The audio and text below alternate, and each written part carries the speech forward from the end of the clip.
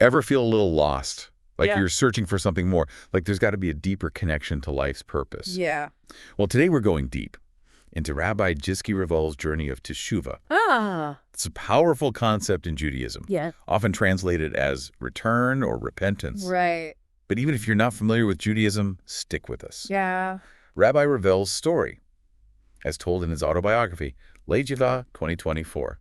It's universal, really. It is. It really is about that human desire. It's Yeah. deep-seated to connect with something bigger than ourselves, to uncover the hidden meaning behind our experiences, Right. And what's fascinating about Rabbi Ravel's path is that it doesn't start in a synagogue or yeshiva. No. He actually begins a search far outside the realm of traditional Judaism. Yeah, it's true. He starts in Argentina, then his family relocates to Miami in 2001 amidst political and economic turmoil. Oh, wow. And it's in Miami where he really starts exploring different spiritualities. Interesting. We're talking meditation, astrology, even a profound astral projection experience. Wow.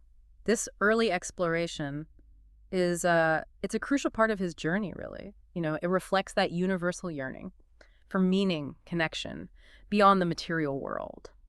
Rabbi Ravel himself describes this period as a thirst, for understanding life's purpose, a feeling that there must be something more. Yeah, like he had to try on different spiritual lenses before finding the one that truly resonated with his soul.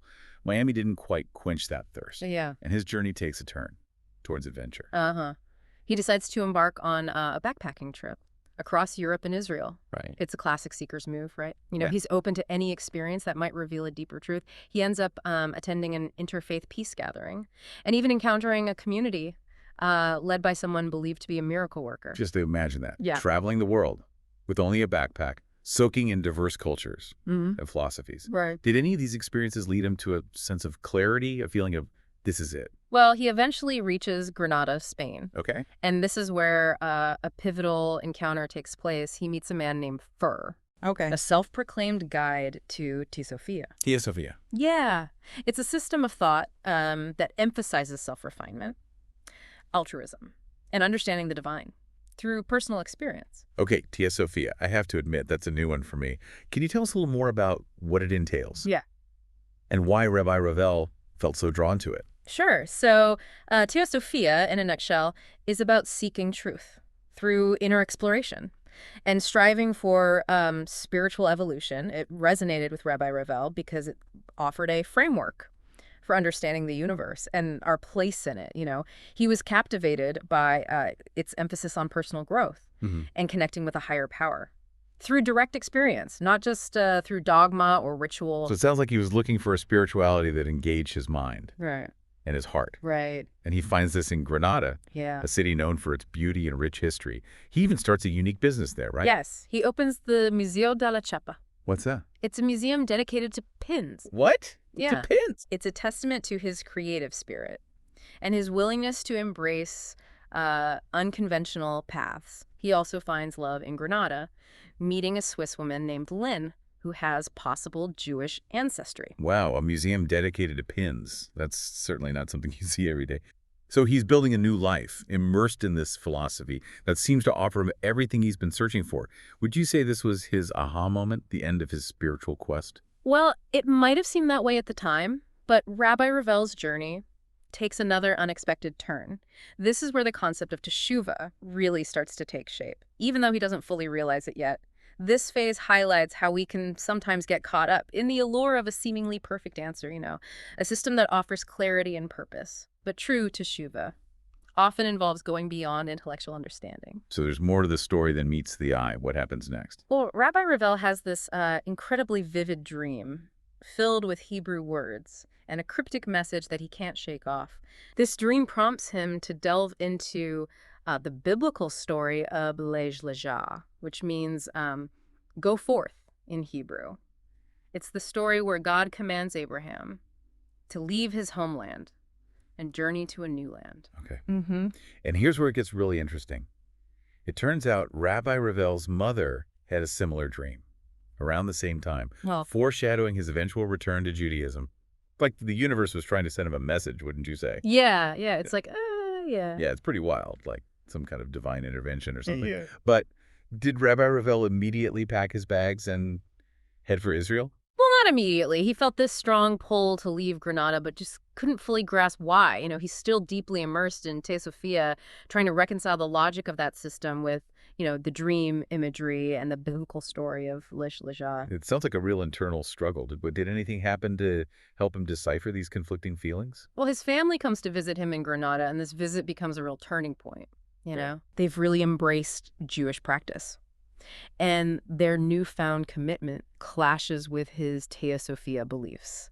It's almost like, think of it like two different operating systems trying to run on the same computer. Right. There's bound to be some friction. Yeah, for sure. I can only imagine the dinner table conversations. Mm-hmm. What were some of the key points of contention that came up during their visit? Oh, one of the biggest clashes revolved around the laws of keeping kosher. Kosher. Okay. Specifically, there's a rule regarding whether a non-Jew can cook for a Jewish person. And Fur, the Theosophia guide, challenges this idea, arguing that God wouldn't differentiate between people based on their religion. Makes sense. That sounds like a pretty heated debate. Yeah. How did Rabbi Ravel navigate this tension between his family's faith and the philosophy he'd embraced? Well, it really forces him to confront some deep-seated questions about the nature of faith and tradition. He's clinging to this intellectual framework of Theosophia, but he's also witnessing the profound impact that Jewish practice has had on his family. Yeah. It's a classic struggle, isn't it? Trying to reconcile the head and the heart, especially when it comes to matters of spirituality. Did anything happen during this visit that pushed him closer to a decision? Well, as his family is preparing to leave, his brother shares something that turns out to be a crucial piece of the puzzle. He mentions that he wrote to the Rebbe. The Rebbe. Yeah, Rabbi Menachem Mendel Schneerson, Okay. a revered figure in the Jewish community. Wait, wrote to the Rebbe. I'm not familiar with that practice. Can you elaborate? Sure. So the Rebbe was known for responding to thousands of letters from people seeking advice or blessings. And even after his passing, people continue to write their requests and place them in one of the compiled books of his letters, and then open to a random page for guidance. Wow, that's incredible. So what did the Rebbe's response say? The letter that the brother opened to said, "The intention is good, what's missing is action." Powerful stuff. These words, coupled with the dream about Lejah and a book about the Kuzari, a king who converted to Judaism, start to chip away at Rabbi Ravel's resistance. Wow. It sounds like a convergence of signs, all pointing him in a certain direction. How did he respond to this? He makes a decision. He decides to leave Granada. Wow. This isn't easy for him. Yeah. He's leaving behind a life he's built, a community he's cherished, and a love he's found. But something is pulling him back to his roots, back to the tradition he'd long ago left behind. It takes a lot of courage to walk away from something comfortable and familiar, especially when you're not entirely sure what awaits you on the other side. So where does he go from Granada? He returns to Argentina Wow. and immerses himself in Jewish study at a yeshiva, Yeshiva. a religious seminary. It's a complete shift from the intellectual approach of Theosophia. In the yeshiva, the emphasis is on lived experience, on fulfilling God's will through action rather than simply understanding it conceptually. Right. It's like the difference between reading a recipe and actually cooking the dish, right? Yeah, exactly. You can have all the knowledge in the world, but the true essence comes from the act of creation, from tasting and experiencing the flavors firsthand. A great analogy. Rabbi Ravel himself uses a similar comparison. He says that knowing about God is like talking about your father. But true connection comes from fulfilling his wishes, from taking action that reflects your love and respect. That's such a powerful way to frame it. So Teshuvah isn't just about intellectual understanding. It's about embodying that understanding through action, through a commitment to aligning your life with a higher purpose. Yeah. What was this transition like for him? Well, he experiences a stark contrast between the intellectualism of Theosophia and the holistic nature of Jewish practice. There's a depth and richness to the traditions and rituals that goes beyond the surface level.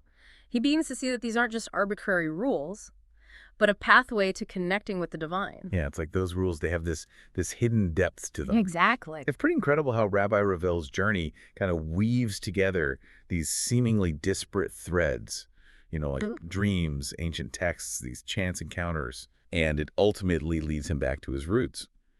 It makes you wonder, right? Are we all just one dream, one conversation, one book away from our own Lej Lajar moment? It really does. What strikes me about his story is that it really reframes teshuvah taking it beyond simply righting past wrongs, Yeah. It becomes this ongoing process of seeking deeper alignment with our true selves and with something larger than ourselves, however we define that. Right. And it's a journey we can embark on regardless of our background or beliefs. That's so true. He also highlights this transformative power of action. Yeah. It's not enough to just have good intentions or intellectual understanding. Right. We need to translate those insights into concrete actions Mhm. that reflect our commitment to growth and change. Exactly. He uses this powerful analogy, knowing about God is like talking about your father, but true connection comes from fulfilling his wishes, taking action.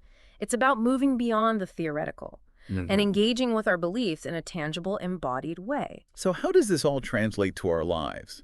Even if we're not on a path to embracing Jewish practice, what can we take away from Rabbi Ravel's story that resonates beyond a specific religious context? I think Rabbi Ravel's experience really invites us to consider what areas of our own lives might be calling for a deeper examination.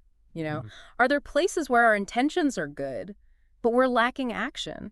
What steps can we take to move closer to our authentic selves, to connect with a purpose that transcends our individual desires? It's about asking ourselves those tough questions, right? Yeah. Like, what am I truly passionate about? Yeah. What brings me joy? A sense of fulfillment? Am I living in alignment with my values? And if not, what can I do to bridge that gap? Yeah, exactly. It's about identifying those areas where we might be out of sync with our truest selves and taking concrete steps to realign our actions with our intentions. It might be pursuing a long-abandoned dream, mending a broken relationship, or simply committing to acts of kindness in our daily lives. Right. It's like a fine-tuning an instrument, We need to constantly adjust and refine our actions to create a harmonious resonance between our inner world and our outer expression. And sometimes that requires to let go of old patterns, beliefs, or habits that no longer serve us. Right. And Rabbi Ravel's story really demonstrates that letting go can be a painful process, but it's often necessary for growth and transformation. Remember his decision to leave Granada.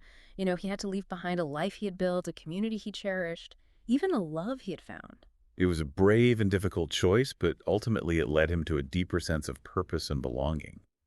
It reminds us that sometimes we have to step outside of our comfort zones to embrace the unknown in order to discover our true path. And even though he ultimately returned to Judaism, his time exploring other spiritual paths wasn't wasted, He gleaned wisdom and insights from those experiences. That enriched his understanding of his own tradition. That's so true. It's a reminder that there are many paths to truth and that our journeys are rarely linear. Right. We might take detours, explore different avenues, even stumble along the way, but it's through those experiences that we ultimately gain clarity and direction. It's about embracing the process, really, with all its twists and turns, and trusting that it'll ultimately lead us to where we need to be.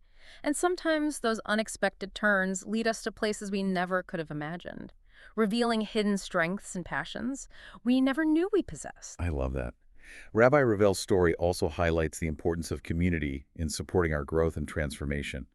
He found solace, guidance, and a sense of belonging within the Jewish community, a place where he could explore his spirituality and grapple with his questions without judgment. Absolutely. It underscores the importance of finding your tribe, those people who resonate with your values and aspirations, who can offer encouragement and support as you navigate the inevitable challenges of personal growth. Yeah, whether it's a spiritual community, a group of like-minded friends, or a supportive family network. Having that sense of belonging can make all the difference in our journey of self-discovery and transformation. For sure. And for those who want to delve deeper into these ideas, Rabbi Ravel's autobiography, Lish Lisha 2024, is a captivating read. He also mentions the story of the Kuzari, a king who embarked on his own spiritual quest, consulting philosophers and theologians from different traditions, before ultimately converting to Judaism. It's a testament to the power of seeking, of questioning, and of remaining open to new perspectives, even when those perspectives challenge our existing beliefs.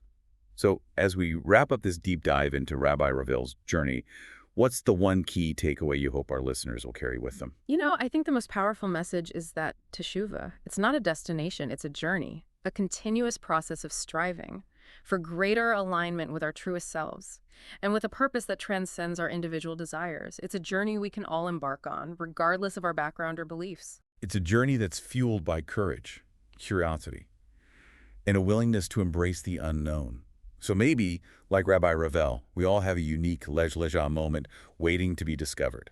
That moment when we're called to step outside our comfort zones, to let go of old beliefs, and to embrace a journey of return, a journey of teshuvah towards a more meaningful and fulfilling life. Beautifully said. And who knows? Perhaps this deep dive has planted a seed, sparked a curiosity that will lead you on your own unique path of discovery.